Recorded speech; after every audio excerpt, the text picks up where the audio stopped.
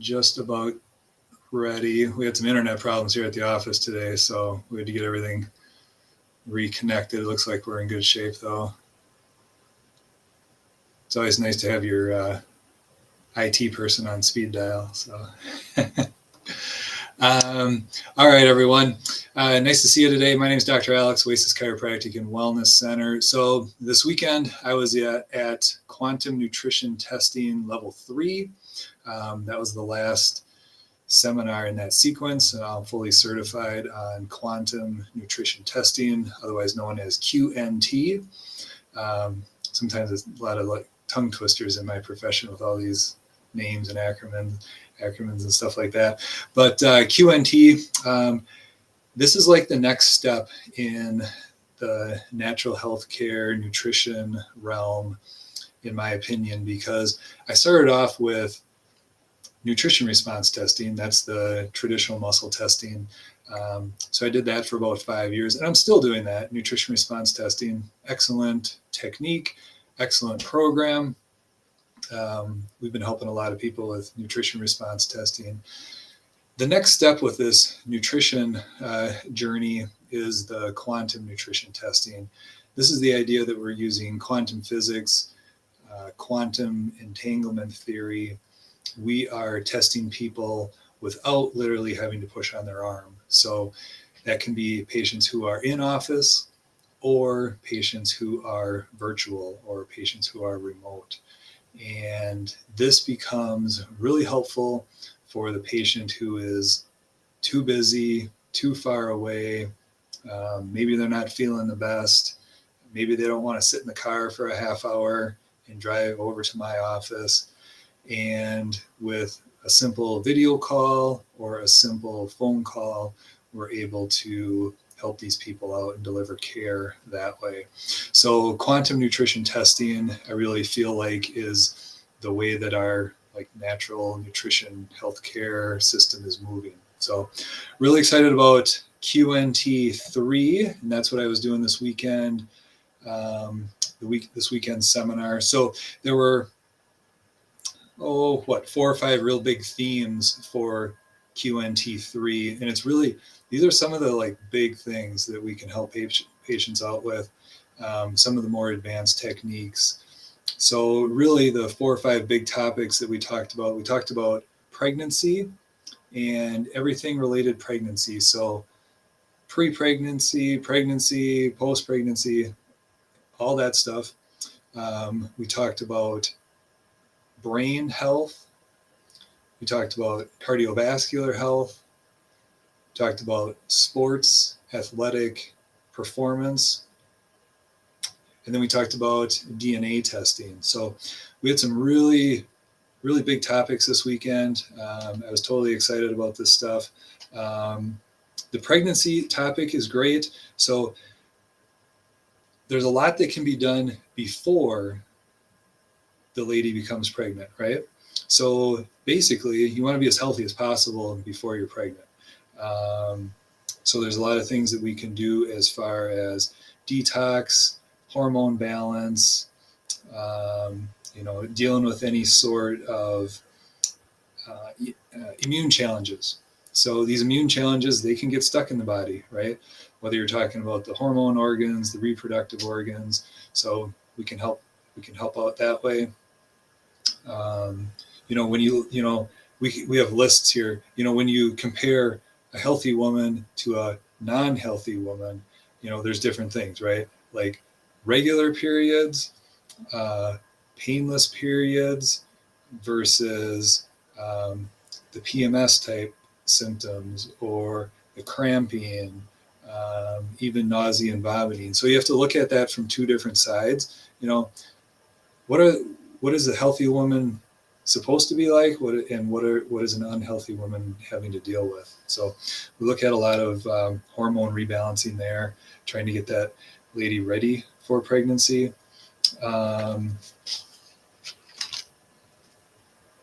Pregnancy itself is super important. You want to make sure that you're taking the right nutrients, things like that. For the pregnant lady, we're gonna avoid the detoxing, right? We don't want to be pulling heavy metals out and stuff like that. those things could get into the bloodstream, and then baby is going to be exposed to that. So we want to avoid the real heavy detoxing type programs. Like we're not going to do parasite cleanses if you're pregnant, right? We can do that later. Or ideally, we would actually do that stuff first, and then pregnancy follows that later. So those are some of the things that we do during pregnancy. And then, there's a lot of things to avoid during pregnancy, right? You want to avoid, the chemicals and the smoking and the drinking and vaping, right? We got to avoid all that stuff when we're pregnant. And then eating that healthy diet, right? Eating as much healthy food as possible, avoiding the processed food, avoiding the chemicals, stuff like that. And then after pregnancy, that can be super important too, because of issues surrounding postpartum depression. And a lot of women need nutrient support at that point.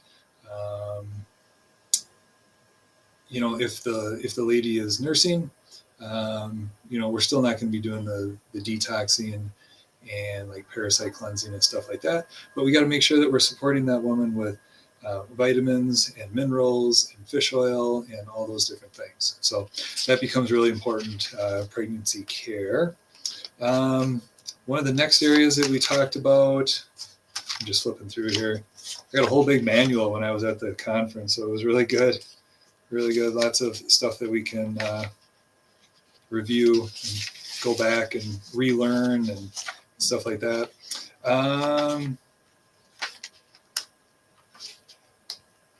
I'm getting there. Hang on. Athletic performance. So athletics, sports, speed, agility, strength, movement. All these things are super important if you're an athlete, if you're competing in sports, athletic events, stuff like that. So we talked a lot about, since we were in Florida, we talked a lot about hydration, electrolytes, things like that. Can become dehydrated super fast when you're an athlete. So you got to be looking at the minerals. You got to be looking at the water intake, stuff like that.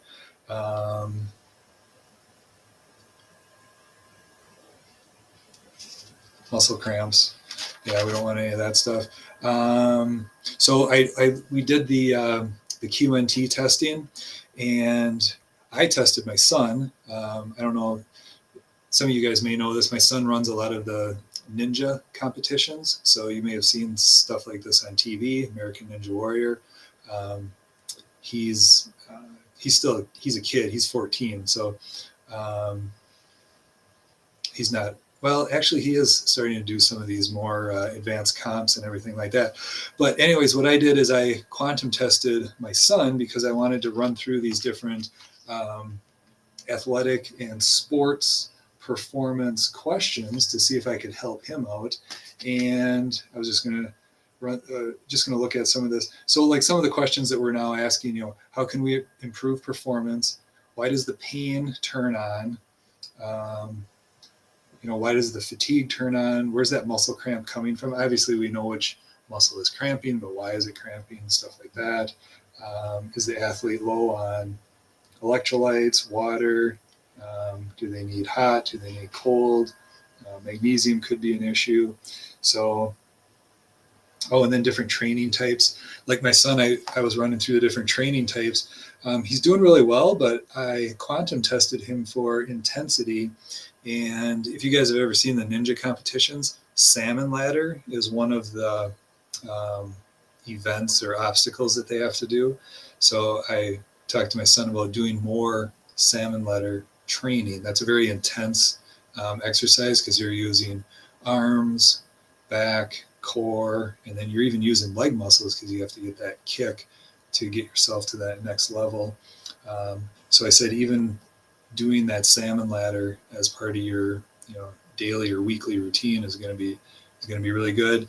And then I went through the different muscle groups. He was doing pretty good with muscles except for his back muscles, and his back muscles were actually dehydrated. You use a ton of back muscles for ninja. So I tested his back muscles. His back muscles were showing dehydration. So I recommended some products for that. And then the only other thing that really showed up was a little weakness on the heart. And what I was doing there is I basically gave him a heart vitamin, like a nutrient. It's not that the heart was weak, so to speak, but it's more like the heart just needs a lot of nutrients. It needs a little boost.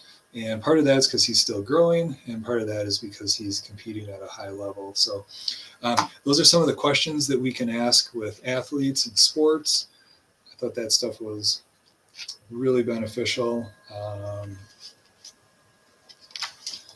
Just paging ahead here. There was a big segment at the seminar on brain health, and there's a couple different ways that we look at the brain.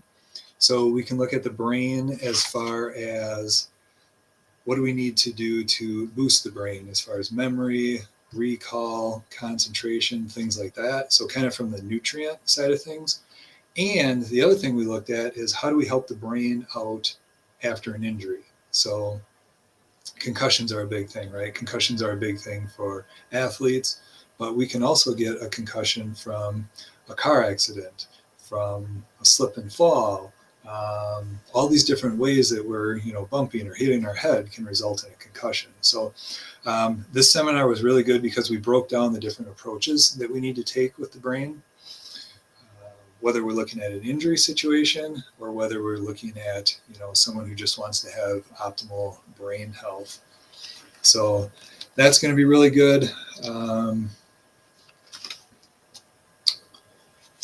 There was a segment in there on stroke as well, and that's the idea of recognizing stroke type symptoms. Alzheimer's, that's a big topic. We had a segment on that. Different signs of Alzheimer's. There's a lot of medications that are now linked to Alzheimer's, so some information there that might pertain to you. If you guys have questions on that, let me know. Here it is, brain function. Different ways, different tests that we can do for brain function, like addition, subtraction, recall, different things like that. And it's always important. We always want to emphasize that these brain tests are not intelligence tests, right? Like if I ask you what 2 + 2 is, you're going to say 4.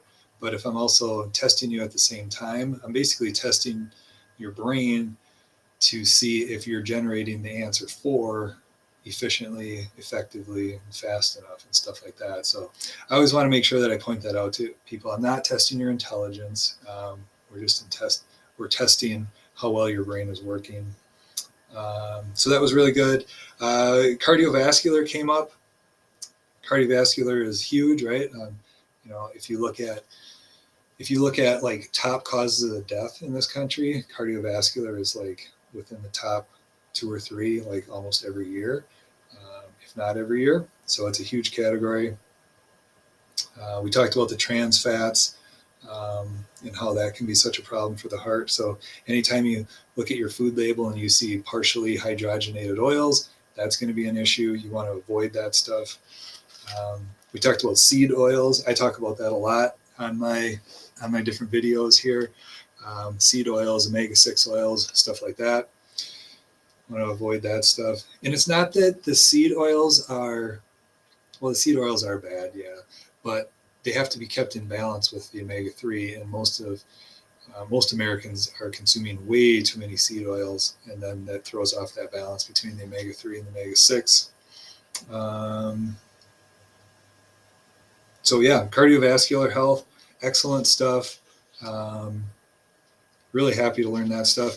The last segment that we learned was about DNA, and this was actually a really big segment, a really big part of the seminar this weekend. And I should probably just do an entire separate video on the DNA stuff.